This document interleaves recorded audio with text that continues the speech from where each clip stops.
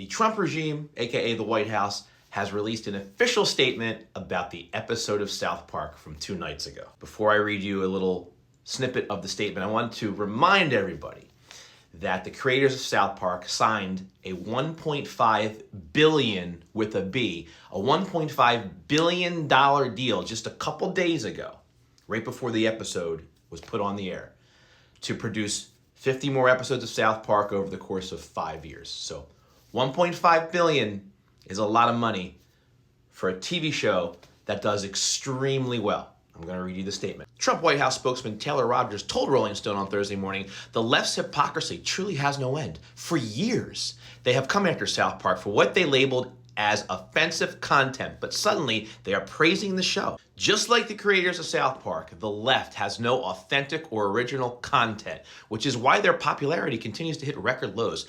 The show hasn't been relevant for over 20 years and is hanging on by a thread.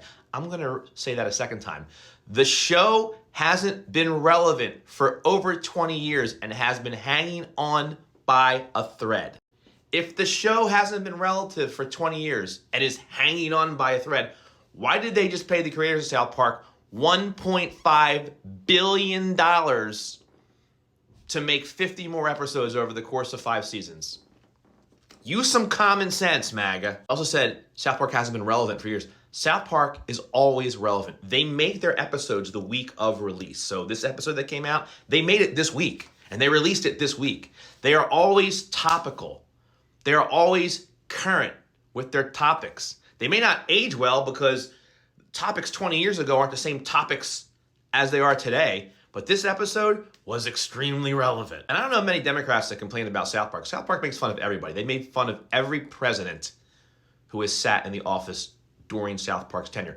In fact, MAGA, have you magically forgotten that for at least a season, but I think more than a season, they made fun of Trump every episode? Mr. Garrison, who is a character on South Park, was essentially elected as president, and he was Trump. He talked like Trump. He acted like Trump for a season or two. That was the whole plot of the show. You weren't outraged then, were you? No, you weren't. The second they pop his little head on there and his little penis, you get a little outraged, MAGA. Ooh. I also saw some comments online saying that, Stephen Colbert gets better ratings than South Park. Why did Stephen Colbert get fired? And why did South Park get the $1.5 billion contract? South Park does extremely well streaming. They get huge numbers streaming, and that's why these guys keep getting paid to produce more content. Their streaming numbers are huge. A talk show, a late night talk show like Stephen Colbert, Jimmy Fallon, they don't stream well. It's just, you watch them that night, you might watch it the next morning, but then that's it. You're not going to go back and watch episodes of Stephen Colbert and Jimmy Fallon from 15, 20 years ago.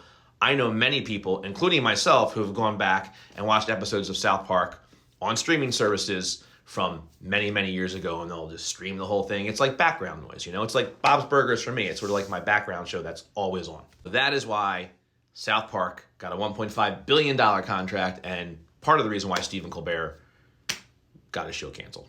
Just a reminder, in case you haven't heard, Trump's on the Epstein list.